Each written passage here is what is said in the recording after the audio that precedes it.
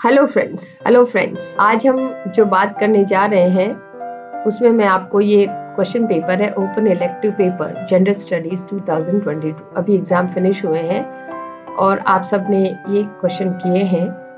तो ये उन बच्चों के लिए है जो अभी नए आने वाले हैं या जो नए बच्चे आएंगे एग्जाम के लिए। तो कई सारे स्टूडेंट्स को ये कन्फ्यूजन रहता है कि हम लोग पेपर कैसे करें। तो ये एक इंट्रोडक्टरी मैं आपको समझाने की कोशिश कर रही हूँ। तो ये उन स्टूडेंट्स के लिए जो अब आने वाले समय में एग्जाम में दे अपीयर होंगे और वो फर्स्ट सेमेस्टर के बच्चे होंगे। ये सेमेस्टर 3 है। सेमेस्टर और पेपर का नाम छोड़ के आपका पैटर्न जो है एग्जाम का वो सेम रहेगा। तो मैं आपको समझाने की कोशिश कर रही हूँ कि इस तरह आप पेपर को समझेंगे। अब मैं आपको यहाँ पे सारी चीजें डिटेल में बहुत with lot of patience I will try to explain you कि किस तरह आप अपना पेपर करें और किस तरह आप अपने अच्छे मार्क्स ला सकते हैं। अब आप इसमें देखिए कि MA semester 3 open elective general studies, ये आपका पेपर नंबर है 120353309 और ये आपका MA semester 3 open elective general studies. जैसे ही आप एग्जामिनेशन में बैठते हैं तो आपके पास स्क्रिप्ट आती है और स्क्रिप्ट में कुछ डिटेल आपको लिखनी होती है, जैसे कि डेट, उस दिन की तारीख क्या है, डे क्या है, मंथ कौन सा है, ईयर कौन सा है, ये सारी डिटेल आपको लिखनी होती है। उसके अलावा आपका एग्जामिनेशन का नाम होता है, पेपर का नाम होता है, पेपर नंबर होता है। तो ये सारी चीजें आप थोड़ा सा वेट करें 2 मिनट, तो आपको जैसे ही क्वेश्चन पेपर मिलता है उसके बाद आपका एग्जामिनेशन का नाम आपको लिखना है MS सेमेस्टर 3। जो भी आपके पेपर का यहाँ टाइटल होगा वो आपको लिखना है। पेपर का नाम आपका है, इसमें दे रखा ओपन इलेक्टिव जनरल स्टडीज, आप यही नाम लिख दीजिए, ओपन इलेक्टिव जनरल स्टडीज। उसके अलावा पेपर नंबर आपको पूछा जाएगा 120353309। इसी तरह आपके हर पेपर पे पेपर का नंबर होगा, पेपर का नाम होगा और एग्जाम का नाम होगा, ये आपको लिखना है। अब आप देखिए ये पेपर 100 मार्क का पेपर है और इसमें जो छोटी छोटी डिटेल है वो मैं आपको बताने की कोशिश करती हूँ। ये आपको इतना कंफर्टेबल बना देगा एग्जामिनेशन में। जो प्रॉब्लम या जो आप फेस करते हैं कि हम पेपर कैसे करें, हमें समझ में नहीं आ रहा। अब आप देखिए मैं आपको पढ़ के सुनाती हूँ। Right your roll number on the top immediately on receipt of this paper. ये काम आपको कर लेना चाहिए, इसको आप छोड़े ना। इसका रीजन क्या होता है कि जब आप अपने पेपर पे अपना रोल नंबर लिख देते हैं तो आप उस पेपर को मार्क करते हैं कि ये आपका पेपर है। क्योंकि कई बच्चे क्या करते हैं, पेपर के थ्रू भी चीटिंग करते हैं, पेपर पे नोट्स लिख दिया, एक दूसरे को एक्सचेंज कर लिया। ये एग्जामिनेशन के प्रोटोकॉल के अगेंस्ट आता। आपका इंटेंशन गलत है, आप गलत तरीके से पेपर का यूज कर रहे हैं। इसलिए अगर आप ईमानदार हैं, आपको एग्जामिनेशन में किसी परेशानी में नहीं फंसना है, तुरंत कहीं पर भी आप अपना रोल नंबर, ये देखिए ये जगह खाली, यहाँ पे आप रोल नंबर लिख दें। उसके बाद देखिए answer question number 1 which is compulsory and any 3 others from 2 to 8. Question number 1 carries 40 marks, 5 into 8 marks, and other carries 20 marks each. Question number 1 is in 9 parts, 5 of which must be attempted. अब आप देखिए question number which is compulsory, जो question number 1 दिया है ये आपका question number 1 है जिसके कि 9 पार्ट्स हैं। ये कंपल्सरी है, इसको आप छोड़ नहीं सकते, there is no option. Internal choice है आपके पास, तो आप इसको इंटरनल चॉइस में कैसे करेंगे। ये टोटल क्वेश्चन है आपका 40 मार्क्स का है। यहाँ पे अगर मैं लिखूं तो ये 40 मार्क्स का क्वेश्चन है और 5 into 8 आपको 5 करने, इसका मतलब एक क्वेश्चन इसमें 8 मार्क्स का है। ओके, तो आप 5 करेंगे और 8 पंजा 40, तो आपको 8 5 जा 40, आपको 40 मार्क्स का ये क्वेश्चन है और ये सबसे हैवी क्वेश्चन है। देखिए बाकी क्वेश्चंस का मार्क्स आपको दिया हुआ है इसमें सिर्फ 20 नंबर का और ये 40 नंबर का क्वेश्चन है। अब आपको ये पेपर है, अब इसमें आपको 5 करने हैं कोई भी, और मैं आपको सारे ऑप्शन पढ़ के सुनाती हूँ। पहला है straight man and straight woman, दूसरा है replacing of he with person, ओगी। ये फिर आपका फोर्थ है a joint came round and Nick took a serious pull on it. Then he got up and went to the open window to look out at the damp still night. The great beaches beyond the lawn shone in grey as silhouette again, the first vague paling of the sky. It was beautiful effect, so the bigger than the party. Dalit childhood myth of Islamic feminism well She's long about her coming, who must be more merciless to herself than history. Her mind full to win, I see her plunge breasted and glancing through the currents, taking the light upon her, at least as beautiful as any boy and helicopter. I am the scar of that wound that in my mother's body burned. I am the shame she nursed within. Before dawn, my mother rises, and in this room without a mirror, in this room where we will sleep together, she turns away from the window, her her glass bangles pushed up away from her wrist, so they are motionless on her arm, soundless in the darkness. She finds her sari. So ये आपका basically जो text आपने पढ़े हैं उन्हीं में से कोई कोट है, स्ट्रेट वुमन है। ये आपका जेंडर स्टडीज में आया है, रिप्लेस जो जूडिथ बटलर में से आया है, रिप्लेसिंग ही ऑफ हर। ये आपका एक्चुअली 2 टेक्स्ट है यहाँ पे, ऑर्लैंडो और जूडिथ बटलर दोनों में से आया है। उसके अलावा ये दलित स्टडीज में से आया है। तो आपको ये पहचानना है कि ये टेक्स्ट किस में से है। और अब ये आपका चूंकि 8 मार्क्स का मैक्सिमम है, तो जैसा मैंने एक वीडियो मेरा पहले से ही है जिसमें मैंने आपको डिवीजन बताया है कि कितना आप एक क्वेश्चन को कितना टाइम दे सकते हैं। जनरली बच्चे क्या करते हैं, ये मतलब बहुत इंटरेस्टिंग है कि आपने पहला क्वेश्चन देखा, आपको बहुत अच्छा लगा, आप लिखना शुरू करते हैं, और आपको ऐसा बिल्कुल भी नहीं करना। आप अभी देखिए यहाँ आप कितना भी बेहतर करेंगे तो मैक्सिमम 40 मार्क्स है इसमें, और जब आप नीचे आते हैं तो आपका हर क्वेश्चन 20 मार्क का। तो इसका मतलब है कि आपको बराबर जो मैंने डिवीजन बताया था वो 70 मार्क्स के हिसाब से था। अब ये 100 मार्क के हिसाब से आप इसमें मैक्सिमम आप 12 मिनट दे सकते हैं। किसी भी शॉर्ट क्वेश्चन को करने में 12 मिनट से 12 मिनट से ज्यादा आपको नहीं देना। अगर 12 मिनट से ज्यादा आप एक्सटेंड कर रहे हैं, इसका मतलब आप जो बाकी के क्वेश्चंस हैं 2, 3, 4, 5, 6, 7, 8, आप इनको कोई ना कोई क्वेश्चन इसमें से आपका मिस होगा।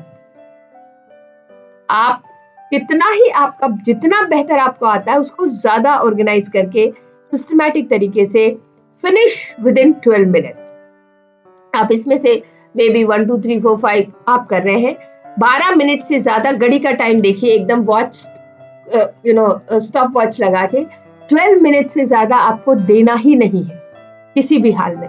अब उसके बाद आप आगे आते हैं, ये क्वेश्चन नंबर 2, ये डिटेल क्वेश्चन है, और ये आपका दिया है, ये 7 क्वेश्चन है। अब इस 7 क्वेश्चन में से आपको करने हैं कितने, यहाँ पे दिया हुआ है आपको एनी 3, तो 7 में से आपको यहाँ पे 3 क्वेश्चन करने। ओके, 5 की चॉइस आपको मिल गई है, ये 3 क्वेश्चन करने। अब इन 3 क्वेश्चन में आपका चूंकि 100 मार्क का पेपर है ये, तो 100 मार्क के हिसाब से आपको इस एक क्वेश्चन में मैक्सिमम आप 45 मिनट से ज्यादा नहीं ले सकते, और एकदम मशीन की तरह आपने अपना क्वेश्चन शुरू किया, 40 मिनट लिया, 42, 43 मिनट लिया, और immediately stop it and move to the other. आपको अच्छे एग्जाम में लाने, मार्क्स अच्छे लाने, तो आपको बेसिकली एक तो सारे क्वेश्चन अटेम्प्ट करने, सारे 5 के 5 क्वेश्चन, आप मतलब टोटल 4 क्वेश्चन है, 3 इसमें से और एक ये, टोटल 4 क्वेश्चन करने, चारों के चारों क्वेश्चन करने। हर क्वेश्चन को एक लिमिटेड टाइम देना है, एक मैकेनिक की तरह, मशीन की तरह, फिक्स स्टार्ट और फिक्स एंड, ज्यादा उसमें कहीं एक्सटेंड नहीं करना। पेपर का मार्किंग देखिए, उसके बाद अगर आपको बहुत अच्छा आता है तो क्वेश्चन को और भी बेहतर ऑर्गेनाइज करिए, उसको बहुत बेहतर अरेंज करिए। ये नहीं कि डिटेल में लिखते जा रहे हैं, कॉपियां भरते जा रहे हैं, तो कॉपी भर रहे हैं अच्छी बात है, लेकिन आपको किसी भी तरह आपका हाथ इतना एक्सपर्ट चले, आपका ऑर्गेनाइजिंग स्किल इतनी स्ट्रॉन्ग हो कि आप उसको बराबर आप उसको कर रहे हैं। तो ये क्वेश्चन देखिए, मैं पढ़ के सुनाती हूँ। Do you agree that society without LGBT persons and LGBT persons without society is perennial paradox explored in Orlando? Give a reasoned answer. Orlando आपने पढ़ा है, वर्जीनिया वुल्फ का लिखा हुआ, और जिसमें कि ये LGBT का इशू डिस्कस हुआ। तो आप किस तरह से उस टेक्स्ट को इस फ्रेमवर्क में लाएंगे? आप इसको देखिए, सबसे पहले 2 इशू इसमें डिस्कस हुए, LGBT पैराडॉक्स, और ये आपको विद रेफरेंस ऑफ ऑर्लैंडो। तो आपको अब ये मतलब जो LGBT है, LGBT की जो पैराडॉक्स है, या जो सोसाइटी के साथ उनका जो कॉन्ट्रडिक्शन चलता है, वो कॉन्ट्रडिक्शन किस तरह से ऑर्लैंडो में रिफ्लेक्ट होता है। फॉर एग्जाम्पल, ऑर्लैंडो जब मैन से वुमेन बनता है तो सोसाइटी का टोटल परसेप्शन चेंज हो जाता है। यू नो, उसका जो इनहेरिटेड प्रॉपर्टी था वो खत्म हो गई, उसका जो राइटिंग था जिसमें वो पोइट्री लिख के पब्लिश कराना चाह रही थी वो नहीं पब्लिश होती है। तो उस वक्त की सोसाइटी में वो एक राइटर नहीं बन सकती being a female, property inherit नहीं कर सकती बीइंग अ फीमेल। तो ये टोटल एक ट्रांसफॉर्मेशन होता है। ये पैराडॉक्सिकल है। ऑर्लैंडो का दिमाग वही है, उसको नहीं समझ आता है कि क्या हो रहा, लेकिन सोसाइटी उसको एकदम अलग तरह से ले लेती है। तो ये आपको एग्जाम्पल देते हुए आपको वो करना है, और क्वेश्चन को फिर वही अरेंज करना, बिल्कुल ऑर्गेनाइज्ड करना है। बहुत ज्यादा टाइम नहीं लेना। आपको मैक्सिमम 40 मिनट मिले हैं। इस 40 मिनट में आप जो चाहे करिए, लेकिन 40 मिनट से ज्यादा एक्सीड कर रहे हैं, इसका मतलब आप कहीं ना कहीं अगले क्वेश्चन का टाइम खा रहे हैं। और मैंने कई बार देखा है कि बच्चे जो छोटे क्वेश्चन होते हैं उनमें बहुत सारा लिख देते हैं, और जो डिटेल क्वेश्चन होते हैं उसको पूरा अटेम्प्ट ही नहीं कर पाते। आपको अगर टॉपर होना है तो टाइम मैनेजमेंट पहली चीज, उसके अलावा उस क्वेश्चन को उतना ही टाइम दो जितना जरूरी है, और कोई क्वेश्चन मिस नहीं करना है। आप देखिए, लिटरेचर में बेसिकली सबको सब कुछ आता है, आपको पता है, आपने पढ़ा है, सुना है। आपको अपने आइडियाज को एक सिस्टमैटिक वे में अरेंज करना, लिखना है, और उसको आप क्रिटिकल देते हुए, क्वेश्चन को समझते हुए आप आराम से कर सकते हैं। अगला क्वेश्चन है analytically discuss the significance of literary illusion in the 3 parts of the line of beauty. ठीक है, फिर ये है Hollinger's character are a constant reminder of the fact that different sexual identities and practices offer a privileged position from which to conduct a truly radical sexual politics. Do you agree? Give a reasoned answer. अब ये देखिए, ये इसमें एक तो होलिंगर्स का character discuss किया है, उसमें किस तरह सेक्सुअल आइडेंटिटी को प्रिविलेज पोजीशन में लिया, और रेडिकल सेक्सुअल पॉलिटिक्स क्या है। ये सारी चीजें आपको अपने टेक्स्ट में उसको जस्टिफाई करते हुए, और क्वेश्चन को आप डिवाइड करें। क्वेश्चन के मेन पॉइंट्स होते हैं, 2, 3, 4 पॉइंट्स होते हैं, आपको उनको समझना जरूरी है। उसको समझ के उन्हीं पॉइंट्स पे डिस्कस करो। कहानी मत सुनाओ। आप लिखने लगे होलिंगर्स की कहानी लिख रहे हैं, सबको पता है, आपके टीचर ने पढ़ाया इतने सालों से, उन्हें पता है, सबको पता है कहानी क्या है। यहाँ कहानी कोई नहीं पूछ रहा। स्ट्रेट फॉरवर्ड क्वेश्चन का मेन पॉइंट से शुरू करो कि sexual politics, how the radical sexual politics is there. So start your question with the answer with the Hollinger's radical sexual politics. इस तरह से आपका क्वेश्चन की शुरुआत होनी चाहिए। उसके बाद फिर आप अपने उसको give a reasoned answer. रीजन्ड answer मतलब आपको जस्टिफाई करना, आपको कुछ राइटर्स का रेफरेंस देना, कुछ टेक्स्ट का रेफरेंस देना, कुछ socio political literary text references देने, जिसमें आप साबित कर सके कि ये ऐसा है। उसमें इसको एक डिस्क्रिप्टिव या स्टोरी टाइप में नहीं करना, आप इसको डिस्कस नहीं कर सकते, आप इसे क्रिटिकली डिस्कस करें, क्रिटिकली एनालाइज करेंगे। ये चीजें आपको ध्यान रखनी है।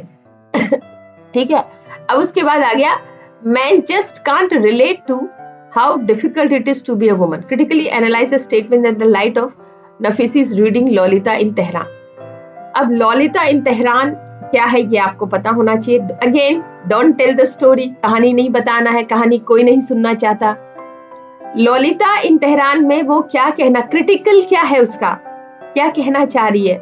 Men just can't relate to how difficult it is to be a woman. मतलब ये एक जो राइटिंग होता है ना कि I mean when you are the self, for example if you are a Dalit, if you are a woman, if you are marginalised, if you are transgender, तो वो जो दर्द है वो खुद महसूस करते हैं आप। एनीबडी कुड बी सिंपैथाइजर, आपका कोई सिंपैथाइजर हो सकता है, कोई आपके इमोशन से कोरिलेट कर सकता है, पर एग्जैक्ट फीलिंग जो है आपकी वो नहीं आप वो शेयर कर सकता। तो यही बात इसमें है। तो किस तरह से ये आपका men just can't relate to how difficult it is to be a woman, जैसे menstruation pain होता है, या बेबी बर्थ का जो पेन है, या जो आपका पोस्टमार्टम डिप्रेशन होता है बच्चा पैदा होने के बाद। तो ये सारी चीजें जो वुमेन फेस करती है, ऑब्वियसली मैन उससे नहीं, उसके थ्रू नहीं गुजरता, वो नहीं कोरिलेट कर पाता। हाँ, वो सिंपैथाइज कर सकता है। तो ये जो कॉन्सेप्ट है ये बहुत सीरियसली डिस्कस किया। अब इसको कैसे लिखेंगे, कहानी नहीं बतानी है, ललिता की कहानी नहीं बतानी, आपके टीचर को आपसे ज्यादा पता है और सबको मालूम है, तो आप उसको किस तरह से क्रिटिकली एनालाइज करेंगे। क्वेश्चन में साफ लिखा क्रिटिकली एनालाइज, आपका स्टेटमेंट क्रिटिकली स्टार्ट होना चाहिए। किसी ऐसे आर्टिकल को, किसी ऐसे राइटर को उसको आप कोट करें जिसमें एग्जैक्टली ये पेन रिफ्लेक्ट होता है, ठीक है। Bama's Karukku in a critique of caste ridden politics in church in India, do you agree, give a reasoned answer. अब ये बामा का करुकु जो है उसमें ये कि वो एक मतलब जैसे she is a Dalit woman and she is converted to Christianity, तो क्रिश्चियनिटी में किस तरह से उसका डिस्क्रिमिनेशन फेस करते हैं, या क्रिश्चियन में सुपरफिशियली आपको दिखता है कि they're all same, they're all children of Jesus Christ, लेकिन वहां पे भी कास्ट सिस्टम है। तो वो कास्ट सिस्टम में किस तरह से वो जो राइटर है बामा है वो किस तरह उसको फेस करती है, क्या आपको लगता है कि ये सही है? तो आपको अपना स्टेटमेंट देना है, रिजल्ट आंसर, आपको उसके लॉजिक, उसके क्वेश्चन, उसके स्टेटमेंट्स को प्रूव करना है। सिंपल भाषा में डिस्कस नहीं कर सकते, कहानी फिर नहीं बतानी, इस तरह से। अब ये देखिए, critically analyse the breaking of silence and taboos about women's bodies and women's sexuality in poetry of Kamala Das and Sujata Bhatt। तो सब में आप देखिए क्रिटिकली एनालाइज है, क्रिटिकली कमेंट है, गिव अ रीजन्ड आंसर, ये चीजें आप नॉर्मल डिस्क्रिप्टिव पॉइंट में नहीं जा सकते। अगर आप ऐसा कर रहे हैं तो आप अपने आंसर को बहुत लाइट कर रहे हैं। अगेन आप क्वेश्चन को समझें, उसको डिवाइड करें, क्वेश्चन का एग्जामिन पेपर का पैटर्न समझो। आपको टोटल 8 क्वेश्चंस दिए हैं, उस 8 क्वेश्चन में आपका क्वेश्चन नंबर 1 में आपको 9 ऑप्शन है और आपको करने 5 है। उसके अलावा 2 3 4 5 6 7 8 में आपको चॉइस है, इसमें से आपको 3 करने हैं, 7 में से आपको 3 करने हैं, 4 का आपको चॉइस मिला है, इंटरनल चॉइस है। इसमें आप टेक्स्ट की चॉइस ले सकते हैं। आप मान लो आपको ललिता या ये पढ़ा है, आप कोई एक टेक्स्ट छोड़ सकते हैं। तो ये आपको जब आप क्वेश्चन को पढ़ेंगे, और ये क्वेश्चन है ओपन इलेक्टिव जेंडर स्टडीज 2022 का पेपर है जो मैं अभी डिस्कस कर रही हूँ, अभी एग्जाम खत्म हुआ है। तो ये आपका पैटर्न है जो आपको समझना जरूरी है। अब इसी तरह से मैं आपको आगे ले चलती हूँ। इसमें अगला जो क्वेश्चन है हमारा, मैं आपको लेके चलती हूँ ये वाला, ठीक है, ये देखिए, और ये देखिए। अब इसमें पोइट्री 1, अब इसको मैं आपको बता देती हूँ बिकॉज ये 70 मार्क्स का पेपर था। इससे पहले जो हमने डिस्कस किया वो 100 मार्क का था। इसका पेपर डिवीजन भी आप देख लो, अगर 70 मार्क का तो पर क्वेश्चन कितना होगा, और 100 मार्क का तो अगर 100 मार्क का था तो हमने यहाँ पे 8 नंबर का पर क्वेश्चन था। ओके, तो 8 5 जा 40, यानी कि question number 1 was of 40 marks. अब ये 70 मार्क का क्वेश्चन है तो यहाँ पे आपका है 5 into 5, 5 5 जा 25, तो ये आपका टोटल 25 मार्क्स का क्वेश्चन है, क्वेश्चन नंबर 1। और 2 3 4 5 6 7 8 इसमें से कोई भी आप करते हैं तो 1 question is of 15 marks. Okay, क्योंकि 70 मार्क है तो आपका 5 मार्क्स आपके अटेंडेंस के मिल जाएंगे या आपके ट्यूटोरियल्स के मिल जाएंगे, और 25 मार्क्स का आपका इंटरनल असेसमेंट देना होगा, आईए पेपर देना होगा। तो ये आपका डिवीजन होगा। अब आप इसमें देखो, हाँ, ठीक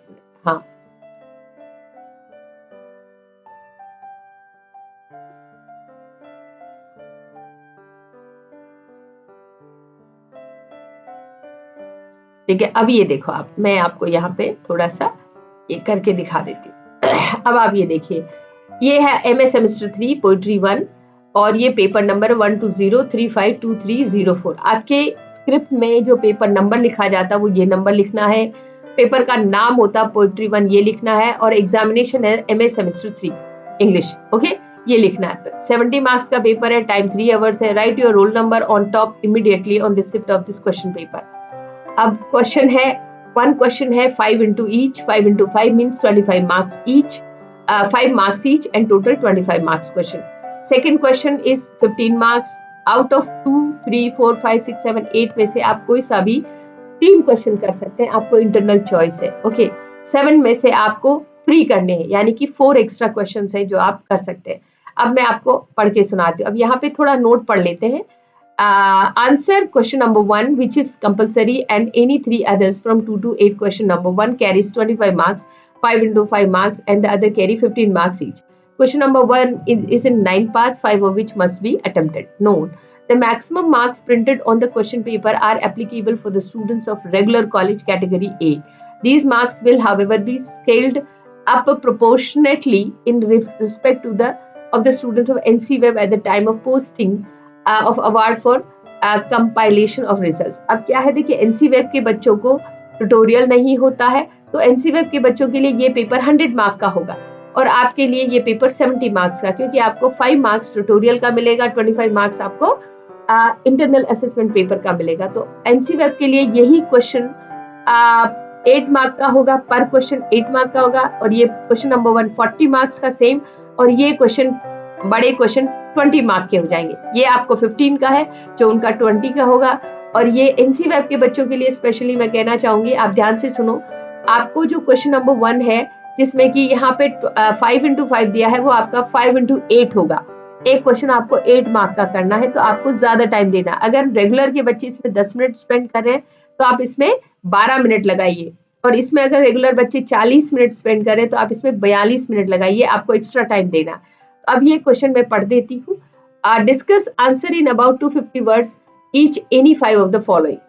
Okay, bittersweet eros, imagism, the 60s counter culture, cause and effects relationship with Henry Vaughan's poetry, religious motif in the poetry of Rabindranath Tagore, Mariners Guild in Coleridge's The Rime of Ancient Mariner, reference to Jesus in The Wife of User's Well, the oceanic and littoral images in Break, Break, Break, Hussein's martyrdom in Battle of Karbala. Question number 2. T.E. Humes and Bob Dylan nurture similar modernist anxieties and concern, but their responses are different. Comment. Robert Burns' lyrics depict a productive tension between sensuality and contentment discussed with textual evidences. Do you think that there is an interface between faith and poetry in meditative poetry?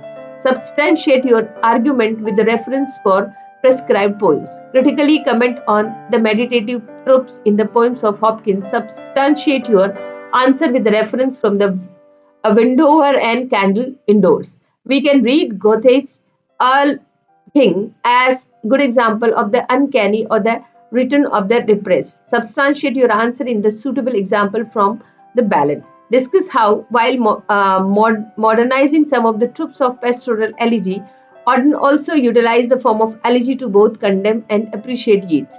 How is the poet's death murder in the elegy? How do elegies address the ritualistic tradition associated with funeral rites? Comment with the reference at least to poems prescribed in your syllabus. अब आपने सारा question paper पढ़ा। इस question paper में NCWeb के बच्चों को ध्यान रखना है कि ये क्वेश्चन नंबर 1 में जो भी 5 क्वेश्चन करेंगे, each question is of 8 marks for them. For the regular student category A student, 1 question is of 5 marks. 5 into 5 is 25. For NCWeb students, 5 into 8 is 40 question. तो पहला क्वेश्चन आपका 40 का है NCWeb का, और रेगुलर के बच्चों का 5 मार्क्स का, 25 का। अब क्वेश्चन नंबर 2, 3, 4, 5, 6, 7, 8 है, ये आपका जो NCWeb के बच्चे हैं वो 20 मार्क, इसमें 20 मार्क का करेंगे, और जो रेगुलर के बच्चे हैं वो इसको 15 मार्क्स का करेंगे। अब आप ये बताइए कि इसमें आप क्वेश्चन को पढ़ के एक बात हमेशा ध्यान रखना, कहीं ना कहीं जो क्रिटिकली कमेंट आ रहा है, डिस्कस विद टेक्सचुअल एविडेंसेस या रेफरेंस फॉर प्रेस्क्राइब्ड पोएम, ये सब्सटेंशिएट योर आंसर और represent substantiate your answer with suitable example from the ballot. तो आपको ये ध्यान रखना है कि आपको एक डिस्क्रिप्टिव या नॉर्मल नैरेटिव की तरह नहीं जाना है, आपको उसमें क्रिटिकली टेक्स्ट में से एग्जाम्पल लेने हैं, आपको टेक्स्ट को कोट करना है, उसको क्रिटिकल होना है, रेफरेंसेस देना है, प्रिस्क्रिप्शन देना है, सब्सक्राइब करना है। तो सब्सक्रिप्शन आपको टेक्स्ट में से देना है, तभी जाके आपका क्वेश्चन वैलिड होगा। आपको लास्ट में हमेशा इस बात का ध्यान रखना है कि वो डिस्कस पूछा है या कमेंट पूछा है या क्रिटिकली कमेंट पूछा है या गिव रीजन्ड आंसर है या support your answer with the example, suitable example. तो आपको स्पेसिफिक होना, कहानी बता देना, सिंपल नरेशन दे देना is not a solution. Time का ध्यान रखना है बराबर, और आपका जो टाइम मैनेजमेंट इतना सटीक हो कि जैसे आपने ना ये तय किया कि मुझे यहाँ से लखनऊ जाना है और मुझे इतने आवर्स में वहां पहुंचना है, बिल्कुल उसी तरह से आप सिस्टमैटिकली चलते हैं, और इस तरह से आपको एक क्वेश्चन को जितना टाइम देना बस उतना ही टाइम देके खत्म, फटाफट आगे बढ़ो। और कहीं इमोशनल नहीं होना है कि इसमें ज्यादा लिखे जा रहे हैं, ज्यादा लिखे जा रहे हैं और एक को बिल्कुल मिस कर दिया। बराबर टाइमिंग देना है, इमोशन लेस होकर के, बिल्कुल मैकेनिकल वे में। हाँ, अब इतना हो गया, आपको बहुत ज्यादा लग रहा है तो 3-4 लाइनें छोड़ दो लास्ट में, वहां आके फिर से आप रिपीट करो, फिर से आप अपना लास्ट में देख सकते हो। क्वेश्चन पेपर में आंसर में कटिंग नहीं होनी चाहिए, कई बच्चे काट काट के लिखते हैं। अगर आपका कोई पैरा छूट गया है, ठीक है, तो उसको छोड़ दो एज इट इज, ओके, या पेंसिल से हल्का सा उसको कट मार दो, कटिंग करने की जरूरत नहीं। बच्चे कई बार इधर कटिंग करते हैं, उधर पेपर जो है ना आपका अजीब सा लगता है। आप यूँ समझो कि मान लो एक बिल्कुल अच्छी व्हाइट ड्रेस है, उस पर आपने बहुत सारा पेन चला दिया, कैसा लगेगा? तो आप बार बार काट रहे हो, मतलब कि आप एग्जामिनर को एक हिंट दे रहे हो कि मुझे नहीं समझ आ रहा है या मैं क्लियर नहीं हूँ इस कॉन्सेप्ट को लेके। तो ये चीजें क्वेश्चन को बहुत क्रिटिकली स्टार्ट करना है, और ये इस तरह से ये आपको पेपर को पैटर्न समझना है। क्वेश्चन नंबर 1 9 चॉइसेस है, जो रेगुलर के बच्चे हैं उनके लिए 5 into 5 25 मार्क का है, जो एनसी वेब के बच्चे वो 5 into 8 का है। इसमें 2 3 4 5 6 7 8 बाकी हमेशा यही पैटर्न होगा आपका, एग्जैक्टली सेम, और सारे टेक्स्ट आपके इसी तरह आएंगे। एक टेक्स्ट में से कई बार 2 क्वेश्चन आते हैं। अगर आप इसमें देखेंगे ठीक से तो जो एक 2 टेक्स्ट है या एक टेक्स्ट है जिसका डिटेल क्वेश्चन है, उसी का माइनर क्वेश्चन भी है। तो यानी कि आप एक टेक्स्ट पूरी तरह तैयार करते हैं तो 2 क्वेश्चन आप इजीली उसमें से कर पा रहे हैं। कई बार और भी आपको एक ही टेक्स्ट में से आपको 3 क्वेश्चन भी आ जाते हैं। जैसे मैं यहाँ पे आपको समझाने की कोशिश करती हूँ, देखिए यहाँ पे आपका, और जो क्वेश्चन नंबर 8 है वो हमेशा एक जनरल क्वेश्चन होगा। इस क्वेश्चन में आप अपने सिलेबस की सारी चीजें इसमें डाल सकते हो।